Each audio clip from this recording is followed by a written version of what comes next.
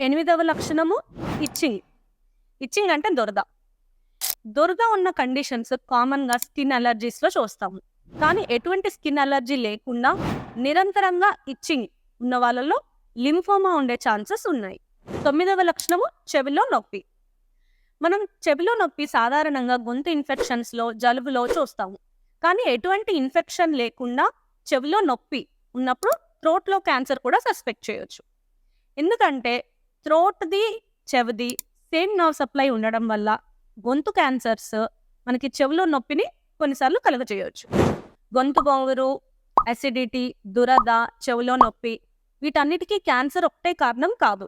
కానీ క్యాన్సర్ కంటూ ప్రత్యేక లక్షణాలేవి ఉండవు. క్యాన్సర్ అఫెక్ట్ చేసిన ఆర్గాన్ని బట్టే మనకి లక్షణాలు అనేది బయటికి వస్తాయి. కాబట్టి ఎటువంటి లక్షణమైనా సరే 2-3 వారాల కన్నా ఎక్కువ ఉండి వేరే ఏ కారణం దొరకట్లేదు అంటే క్యాన్సర్ అనేది కూడా ఒక కారణం అవ్వొచ్చని గ్రహించండి.